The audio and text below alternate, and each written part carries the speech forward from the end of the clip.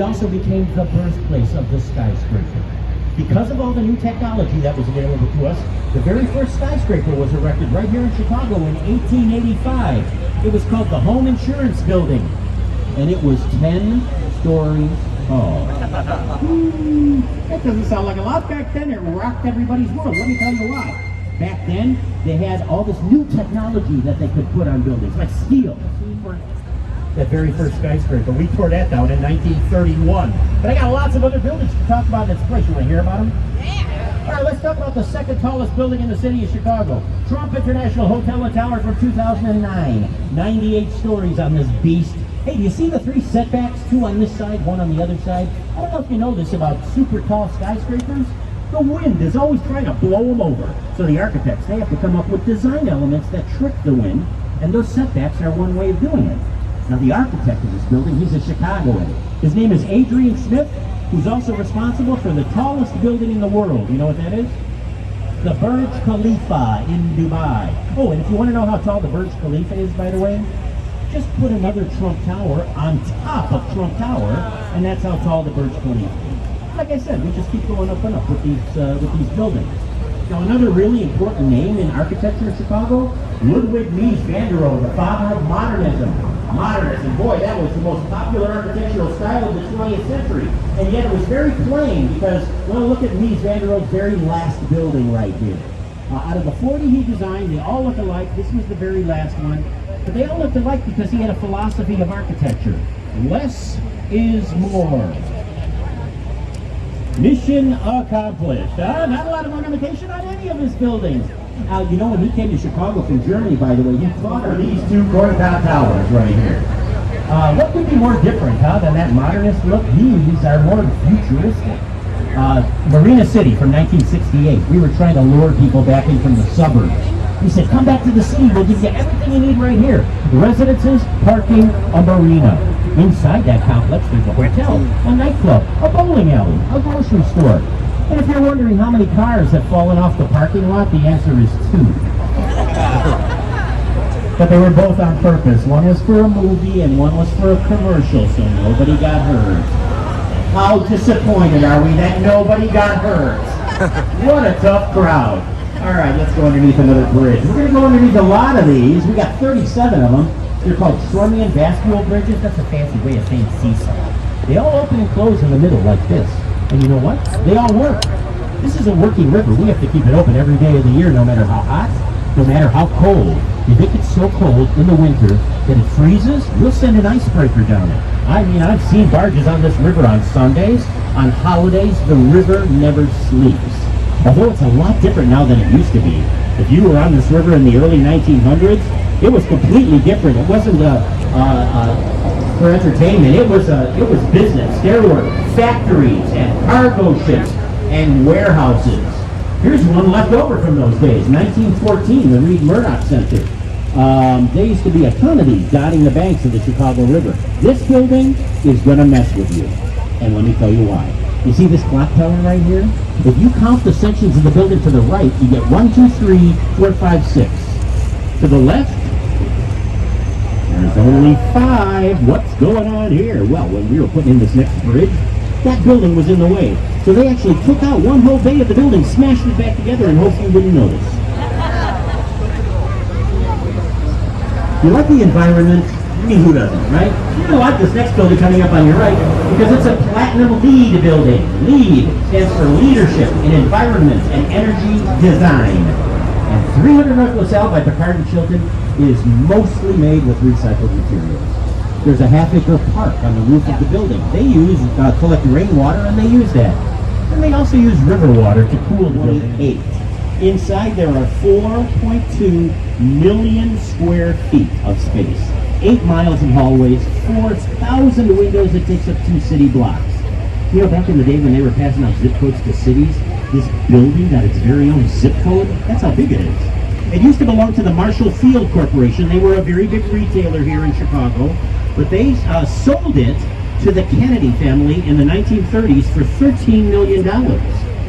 Then the Kennedy family turned around 52 years later and sold it for $625 million.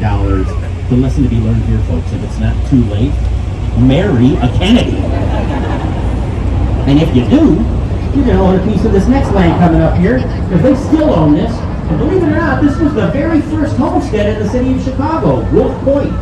There's a bunch of new buildings here. Salesforce Tower in the middle is the new kid on the block, just opened up. It's also where Chicago got its name.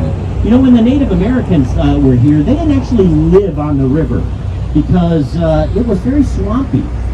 So they used to come here, though, to collect vegetables and stuff that grew along the banks. They named the plots of land for those vegetables, as a matter of fact. They called that little piece of land Chicagoa.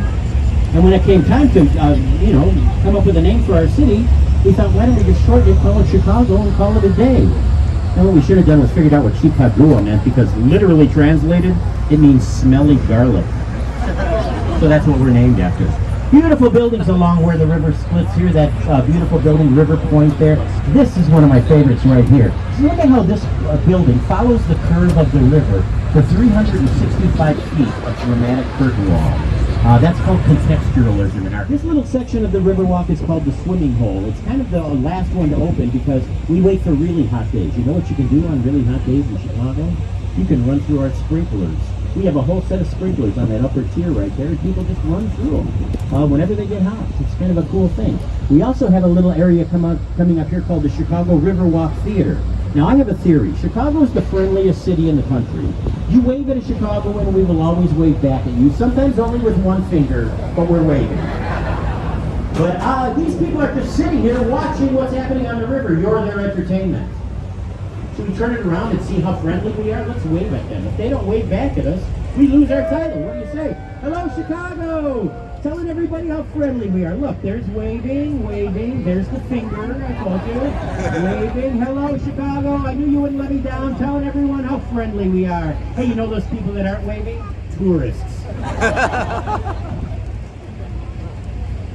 People are always asking me what my favorite building is in town, and that's impossible. It's like picking your favorite kid. But I have 5 buildings, not kids. And this is one of them coming up here on your right.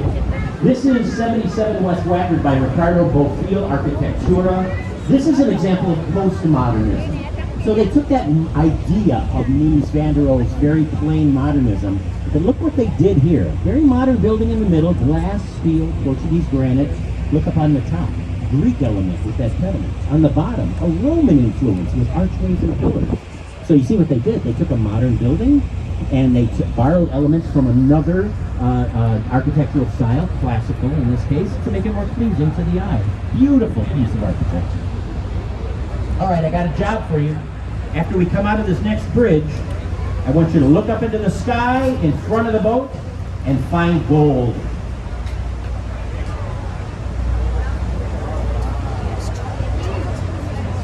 See it? That's the Carbide and Carbon building from 1926, and that is real gold. That is not paint on top of that building. It is gold inlay that meets that green granite.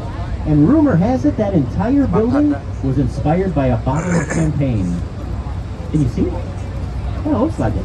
All right, when we're out on the lake, you're going to hear me talk about the Loop, because I encourage people to go visit the heart of our downtown. This street is the heart of it, State Street. I want you to remember State Street in case you want to come down here and explore. You'll see some of the most famous scenes in Chicago on State Street. The Chicago Theater Marquee, the Muddy Waters mural, Louis Sullivan Center, lots of great pieces of architecture. And then you come back to the Riverwalk, pay your respects at the Vietnam Veterans War Memorial here, and then look up at the Jewelers Building from 1926, where supposedly Al Capone had a speakeasy during Prohibition. I don't know if that's true, but there used to be a bar up in that big Belvedere up on the top called the Stratosphere Lounge. Of course, by the time the Stratosphere opened, Al Capone was rotting in prison, so he wasn't part of it. I'm going to talk about 2 more buildings here, and then we're going to switch into history, okay, folks, on our way out to the lake. Because I got some important things to tell you about how we're going to get out to the lake. First, I want to talk about the skinny skyscraper in the middle of the block here, Mather Tower, from 1929. But you notice he has a new hat? Yeah, the old one was in bad shape. It was falling apart. They thought they were going to lose the building because they couldn't get a crane up there to fix it. The building was too skinny. You know what they did instead? They closed off the upper tower, they took the cap off from inside, and then they built it somewhere else. But when it was done, they brought it down the river on a barge, they lifted it up with a helicopter, and set it on top of the building and finished the work from inside. Now we got Mather Tower back, right next to where the Army built Fort Dearborn. The Army built Fort Dearborn here twice. They built it because it was twice because it was destroyed in the War of 1812. But this was a great place to put the fort. You know why? Back in those days, this was the entrance to Lake Michigan. This was the mouth of the Chicago River, the entrance to Lake Michigan. The street behind me right here was the beach. But take a look, we've got another half a mile of... Everybody wrote us off. No way is Chicago bouncing back from a tragedy this big, everybody said. But we have a nickname here in Chicago. We're called the City of Big Shoulders. You know what we did instead? We gathered together all the debris from that fire. We pushed it out here into the lake and made our city bigger. These buildings are built on the ashes of the old city is underneath there on both sides of the river, except where that Apple store is.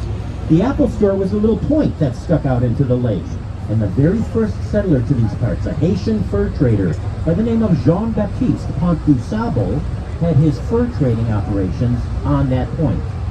Otherwise, we just kept adding landfill after Du Sable left and more people kept coming. After the fire, we added more landfill. Every time we dug a subway, we'd throw the dirt out here. Every time we took down an old building, put up a new one, that came out here. And now we've got a half a mile of city here.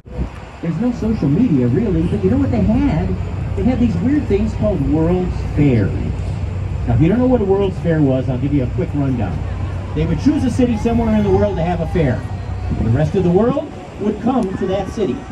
And then they'd go away and tell the rest of the world about that city. Paris had just had one. They unveiled their Eiffel Tower. The whole world was still talking about it. We knew that the next World's Fair was being held in the United States, and we wanted it. So we sent a bunch of politicians to get it. I don't know if you know anything about Chicago politics, but they lobbied pretty hard. We're going to tie our boat up, and then they're going to close the river gates. Then they're going to open the lake gates. And when that happens, I'm going to give you a heads up, because it is the coolest thing to see. We're going to flood the lock with about 1 million gallons of water. That's going to lift us up that 4 feet, even with the lake, and it's going to take us out there. When we come back, we're going to reverse that process. Now there's no pumping here, it's all gravity. So when we reopen those gates, like they're opening them right now, you can see they're kind of open a crack, 1 million gallons of water is going down the river, down to St. Louis, our way of saying we're sorry. And it's going to take about 3 months to get to the Gulf of Mexico. Let me tell you what we did when we dug that canal to reverse the river. We didn't just dig a canal, we dug it in Chicago. And all but 4 miles of it is open green space to the public. 28 beaches, 9 marinas, a zoo, museums, parks, bird sanctuaries, golf courses, and that pier that just happens to be the #1 tourist destination in Chicago, Navy Pier. We're going to talk about that once we're leaving the lot. Also very clean. This lake is very clean. When I was a boy, back in the Paleozoic era, growing up near these waters, it was filthy. There were dead fish everywhere, lots of industrial.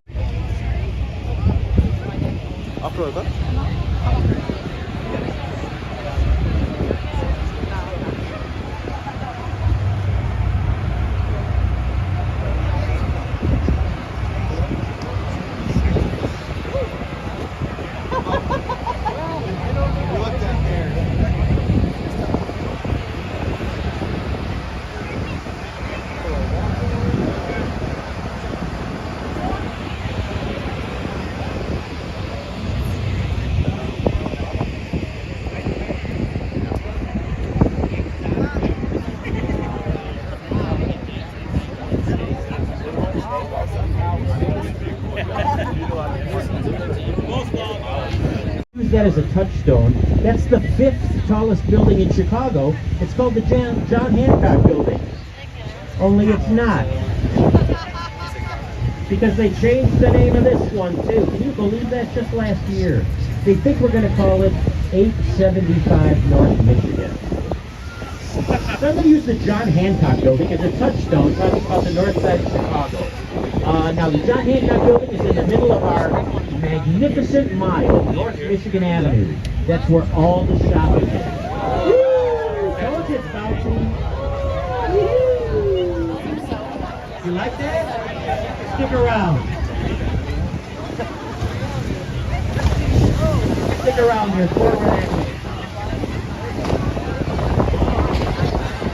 All right. Just stand like you're surfing. If you're standing, stand like you're surfing. You'll be fine. Okay, so the north side is right there. John Hancock Building, 5th largest building in town. The building next to it is the 10th largest building in town. See the crowns on top of it? The crowns on top actually count in the height of the building because they're attached to it. But those antennas on top of the John Hancock, they do not count. Antennas can be removed, so we never count those in the cumulative height of the building. So even without it, it's the 5th tallest building in town. I gotta tell you something, during the pandemic, by the way, he opened 2 buildings in the top 10 tallest buildings in Chicago during the pandemic. While everybody was locked up, we were building buildings. We got 2 in the top 10 tallest. Then 2 had to drop out. One of them was that white building to the left. John Hancock, that's Ritz Carlton. They used to be in the top 10, now it's number 12. And up until 2014, it was the home of my ex-fiancée, Oprah. Now, if you go up the shore here in another mile, you're in Lincoln Park. Lincoln Park is the largest park in Chicago. There's a zoo there that's absolutely free. Walk in, no admission. It's beautiful, it's big, and it's a great destination. It's not going to hardly cost you any money. Well, no money to walk into the zoo. And it's up in Lincoln Park. Nice little location, lots to do up there. You go another half a mile north of Lincoln Park, you're by Wrigley Field, where that other baseball team is down there. And then you go another couple miles north of there, and you're in Evanston, where you're going to find Northwestern University and a bunch of other colleges.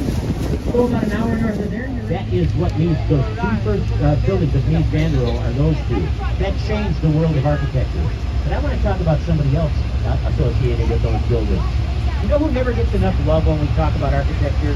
The engineers, especially the structural engineers. And well, I'm going to give them a little love right now because you know who the structural engineer of that building was? The second African-American woman in the nation to receive an architecture license. Her name was Georgia Louise Harris Brown. Between her and a German immigrant, Mies van der Rohe. So like each villa has its own little beach area, and then like there's like one side of the villa has a beach, the other side is like an area where you can hike and walk. And then the villas are all like within like line of sight of each other, but they're all like not so close you can see each other. They have like kayaks, paddleboards, and everything. And there's a reef right there, so it keeps the water really calm. Okay. It's like really nice. It's like really good. All their stuff. They give you a nice beach. I'll take you to see.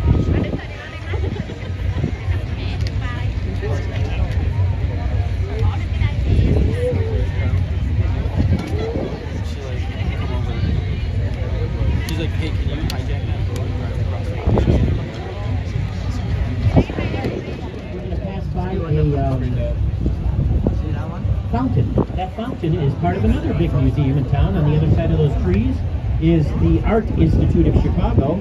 And with the blue lettering from 1955 to 1965, that was the tallest building in Chicago. Now it's not even in the top 20 for the guy. That big white tower there, memorize how it looks. That's going to be the first building we talk about.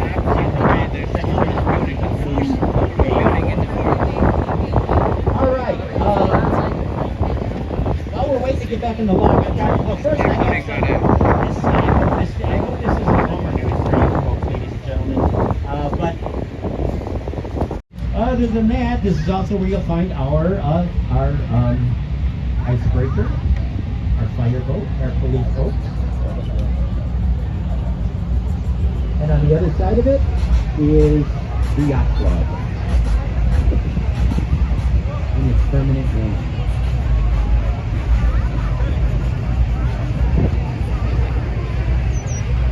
Wow, there you go.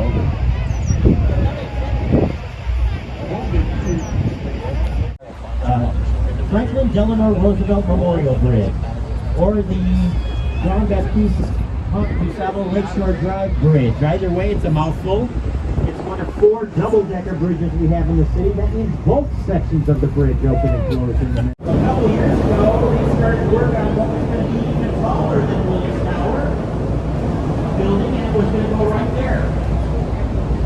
That was going to be the site of the Chicago Spire, a beautiful design by architect Santiago Calatrava. You know, they actually started work on the spire. They dug a big hole for it. They put the columns down to the bedrock to hold up the weight of it. They poured all the concrete for the lower levels. They ran out of money and left us with a $50 million hole in the ground. They keep talking about putting something new there, but it's been 17 years. I haven't seen anything happening there. So I know they'll put something there. I'll talk about it, I guess. All right, over here on the left side of the boat. Now you're looking at the St. Regis again, the third tallest building in Chicago, tallest building in the world, designed by a woman. Jeannie Gang's other building in town. And you know that all these buildings are on landfill. But have you noticed that on this side of the boat, they're also about 40 feet up in the air? There's a whole sub-city below here of delivery routes and parking lots and garage entrances. That's why there's not a lot of traffic up on top. It's all underground here. So that upper street, that's called Wacker Drive. The street below it is Lower Wacker Drive. The street below that is Lower Wacker Drive. If you're new to our city, you're driving a car, don't go there. That street goes north, south, east, and west. Your GPS will blow up. And if you get lost underneath there, we'll never find you. So here's what I suggest. If you want to know what it looks like, because it is cool underneath there, you should rent the Citizen Kane of Chicago movies. The Blues Brothers. Because that's where all of the chase scenes took place. In the Blues Brothers, underneath on Lower Wacker Drive. And you'll be able to see what it looks like. All right?